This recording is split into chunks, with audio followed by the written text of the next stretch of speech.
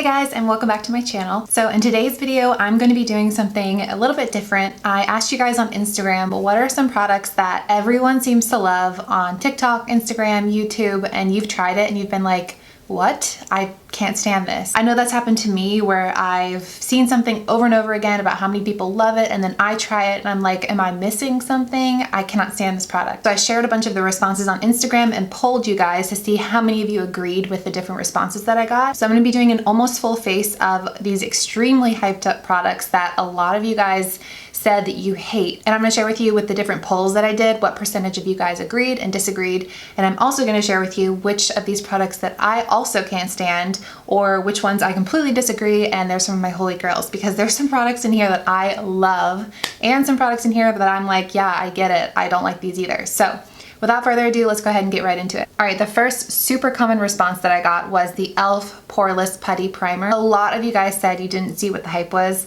about this product, and I have to say with this one, I completely agree.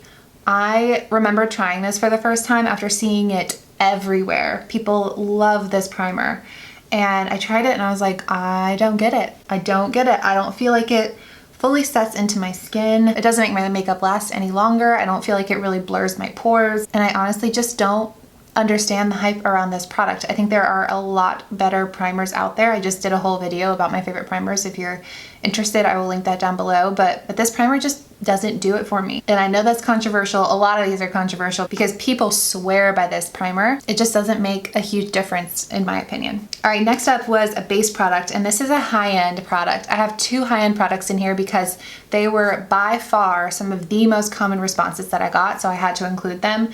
But for each high-end product that I'm gonna include, I'm also gonna use a dupe that's very, very similar. And one of them is the e.l.f. Cosmetics CC Cream. I have mine in the shade medium. When I polled you guys on this one, 46% of you said you love it, 54% of you said you can't stand it. That was surprising to me because so many people love this product, and I have to say I'm one of them. I really, really do think that this is an amazing CC cream. It's full coverage, it's got an SPF of 50 in it, and a little bit goes a super long way. It's one of my favorite high-end products. You guys know I mostly use drugstore because that's what my channel is all about, and I really do think you can find pretty much anything you want at the drugstore for a much better price. This is one of those products that I feel like is worth the extra money. It's just so, so good. And apparently a lot of you guys disagree because this was a super common response, and the majority of you agreed that this is something that is way too hyped that you can't stand. So I'd be interested, let me know in the comments below what you think of all these products, which ones you agree with, which ones you disagree with, because I was really surprised by some of these responses. All right, and then the dupe, which was another response that I got. I didn't poll this one because I didn't get it as much as the e.l.f. Cosmetics CC Cream, but I did get it a few times. And it's the dupe for the CC Cream, and it's the e.l.f. Cosmetics Camo Cc Cream. I have mine in the shade Light. I did also get this response quite a bit, and I actually really like this CC cream as well. If I'm comparing this to the e.l.f. Cosmetics one, I feel like this is a little bit more oily skin friendly. It has a little bit more of a matte finish than the e.l.f. Cosmetics one, but I would say the e.l.f. Cosmetics one lasts a little bit longer on me, whereas this one, though it does last all day on me, but at the end of the day, it does start breaking down. It does start getting a little bit more on the patchy side, where I don't have that experience with the e.l.f. Cosmetics one. But I really love both of these CC creams, so I was surprised by those responses. All right, next up is concealer, and I wasn't super surprised by this one because I've definitely heard mixed feelings, and it is a super hyped up product, and it was Tarte Shape Tape. So I got this response a lot, and when I polled you guys, 66% said that they agreed that this was way too hyped and they can't stand it, and 34% of you said that you love it. So that was one of the higher percentages of all of the products that I polled. My thoughts on this one is that you can misuse it. You really don't need a whole lot of product because it's so full coverage.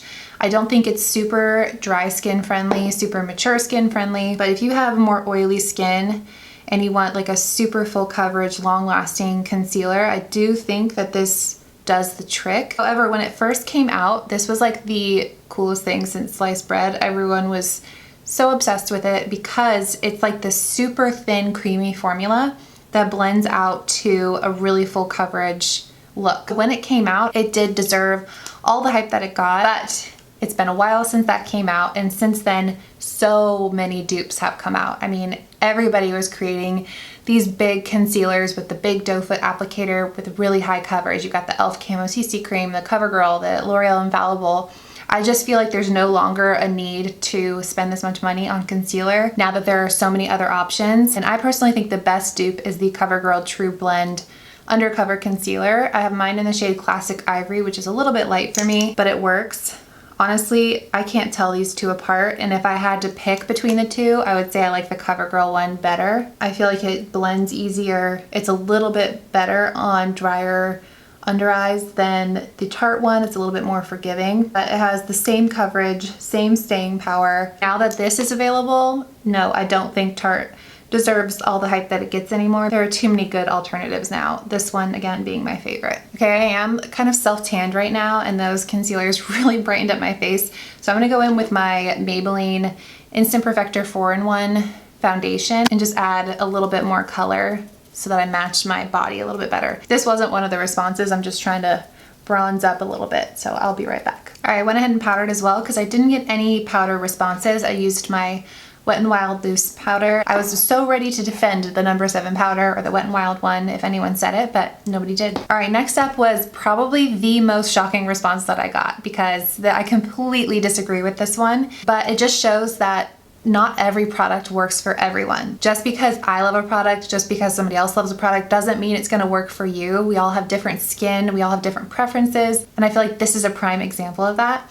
And it's the Physicians Formula Butter Bronzer. I polled you guys and 65% of you disagreed and said that you love this product, and 35% of you said that you can't stand it. So honestly, 35% was still pretty surprising to me that there's that many people that don't like this product, because I just feel like it's incredible and everyone loves it, but now I know not everyone loves butter bronzer. I just feel like this bronzer blends so seamlessly. It is truly like butter, but a couple of people said that the reason that they don't love it is because of the shade range, and that I can understand because they definitely are lacking in terms of what shades they offer, but formula wise, I just think it's amazing. All right, next up is one that I didn't poll because it came in after I had stopped sharing the responses, but I was really surprised by this one as well, and it's the Milani Cheek Kiss Liquid Blush. And this one I totally disagree with. This is one of my favorite cream blush formulas. I love the shade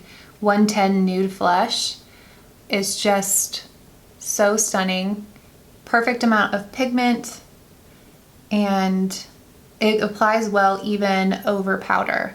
You can use your fingers, you can use a brush. I like to just go ahead and go in with the same brush I used for foundation just to make it blend seamlessly. This is another one I was really surprised by because I really like this product. I think it's super flattering on the skin. It's not too dewy, though it does have a bit of shine, so I wonder if the person that said this has really oily skin and doesn't like the kind of sheen that this leaves on your skin, which is one of the reasons I really like it. But I could definitely see with more oily skin how that could be a deal breaker. All right, I didn't get any eyeshadow responses, so I'm gonna quickly go in with just my Burt's Bees Rose Cream eyeshadow all over my lid. All right, next up is mascara, and neither of these super surprised me. One I agree with and one I disagree with. So the two most common responses were Maybelline Sky High and Lash Paradise. I know Lash Paradise is controversial. Some people love it, some people hate it. I actually understand both perspectives because this can get pretty clumpy, but for me personally, I don't mind that out of a mascara. I want